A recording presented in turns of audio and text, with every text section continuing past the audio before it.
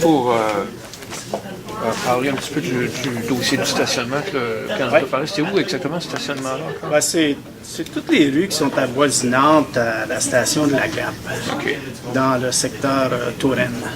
C'est pas un stationnement dédié? C'est du stationnement sur rue. OK.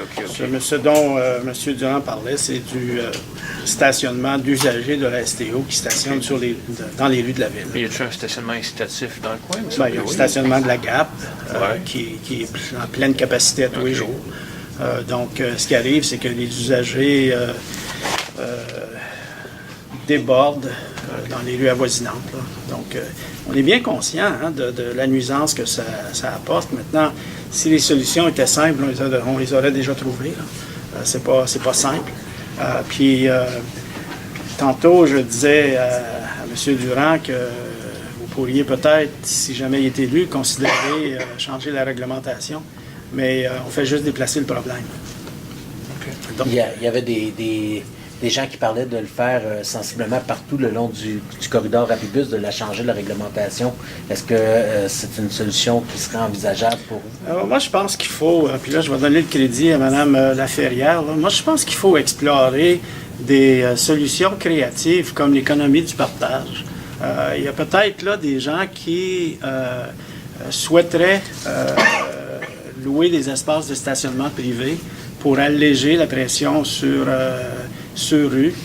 Puis moi, je pense que ça mérite à explorer cette solution-là. Il va falloir être créatif. Là, à défaut de trouver des solutions qui sont plus à notre portée puis qui sont peut-être plus faciles, puis des solutions qui, à un moment donné, pourraient déplacer le problème, je pense qu'il va falloir aller un pas plus loin. Il y a des arrondissements à Montréal qui l'ont déjà fait. Là. Il y a des apprentissages qu'on peut faire, l'expérience ailleurs. Je sais que Mme Laferrière a déjà poussé cette idée-là dans All Right. Donc, moi, je pense que la Ville et la STO doivent se pencher sur des options qui sont intéressantes de ce type-là, qui nous sort de nos paradigmes habituels.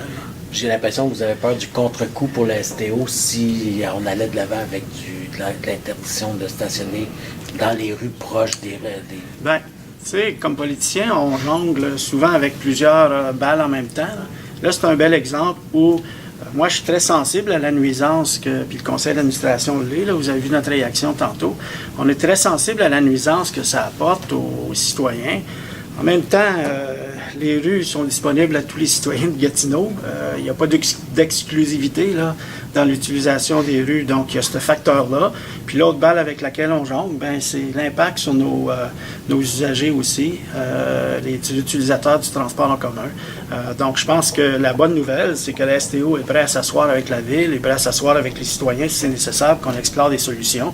Et il va falloir sortir de notre chambre de pensée habituelle, là, parce que les solutions ne sont pas simples. Concernant Ed Brunet, je ne veux pas me mêler dans les chiffres et bien les comprendre. Je peux vous prêter mes lunettes si vous avez besoin. Oui, je vais en avoir besoin peut-être bientôt. Je peux peut-être tenir la feuille de cette ça vous aide ici. OK. Brunet, il y avait eu un contrat de 8,9 millions, si je comprends bien, c'est ça? Oui. Et puis, eux autres, à cause de travaux additionnels, ils ont demandé 1,9 millions additionnels. Oui. Mais... C'est pas juste des travaux additionnels, c'est toutes sortes de facteurs en cours de construction. Okay. Il faut se rappeler que c'est une série de stations qui ont été construites par Ed Brunet. C'était le premier contrat de station qui a été donné dans le cadre de Rapibus. Et M. Brunet devait composer avec 3 contrats sur le corridor du Rapibus, de construction du corridor de Rapibus. Donc, évidemment, il y avait toute une coordination des travaux. Le corridor devait se construire en partie avant les stations. Il y avait des étapes là, qui devaient se succéder pour assurer le succès de la démarche. Bien entendu, c'était les premiers mandats qui ont été octroyés pour la construction du corridor.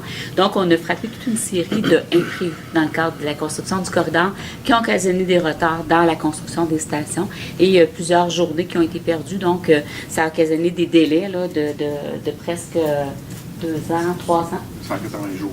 180 jours au final sur le contrat comme tel. Donc, c'est ce qu'on a reconnu dans le cadre du contrat et c'est pour ça qu'il y avait des compensations qui ont été demandées là, par M. Brunet dans le cadre de ce contrat-là. OK. Alors, il demandait 1,9 million, vous êtes entendu sur 621 000. Exactement, c'est ça. Ce qui représente 8 là, du coût du contrat initial. Du 8,9 millions. Exact. OK. On est dernier conseil de la STO, M. Carpentier, encore il y a un mois, vous m'avez dit on a dit qu'on allait faire quelque chose et on va le faire, et on n'a toujours pas vu le corridor vers l'ouest. C'est le dernier contrat, l'étude du corridor vers l'ouest. Qu'est-ce qu'il y en est? OK. La STO a rempli toutes ses obligations envers le ministère des Transports. Je l'appelle toujours le ministère des Transports. Nous, nos obligations sont remplies. Le ministère nous a donné un mandat qui s'appelle la production d'une étude d'opportunité, et on a fait une étude d'opportunité.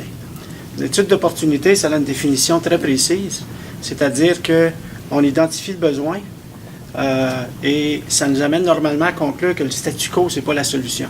On l'a fait, ça.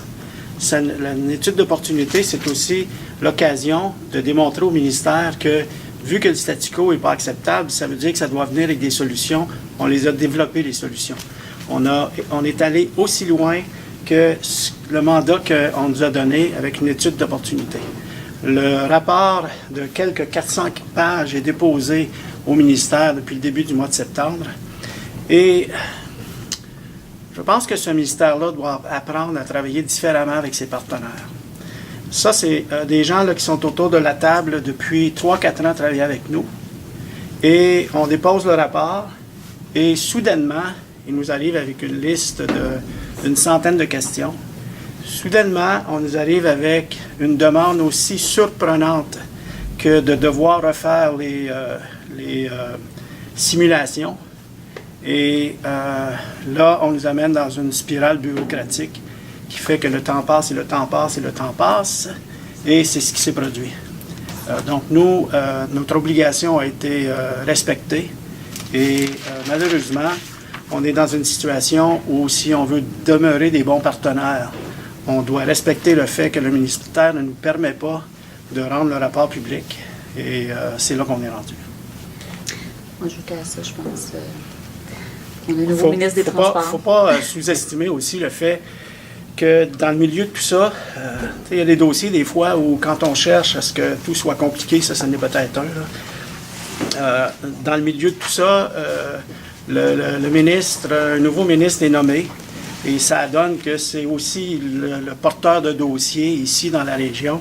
Donc, en tout respect pour le ministre, il faut bien lui laisser le temps de s'approprier le dossier, de le comprendre, de le maîtriser.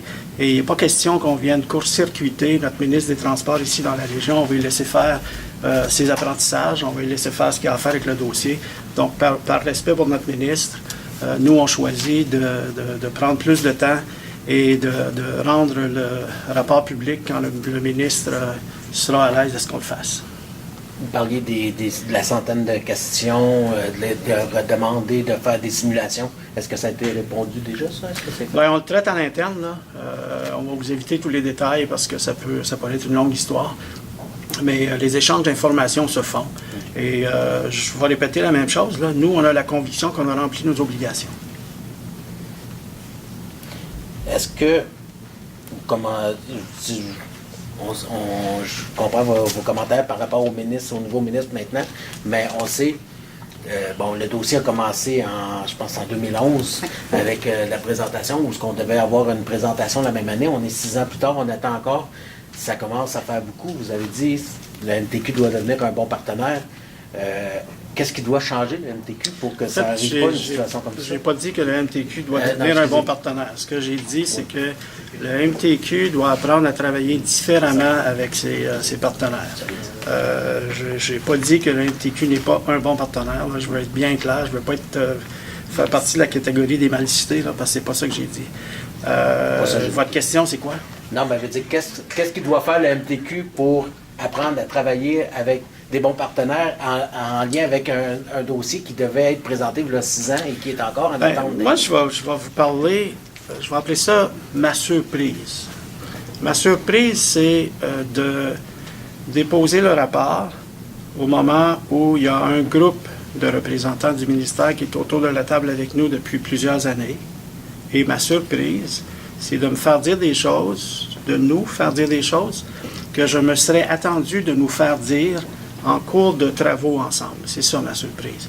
Et c'est le lien que je vais faire avec le commentaire que j'ai fait tantôt, là, puis je n'essaierai pas de parler au nom du ministère. Si vous avez des questions à poser au ministère, vous pourrez leur poser à eux. Là, mais... Voilà. Et ça va être la fin de mes commentaires là-dessus. Merci tout le monde.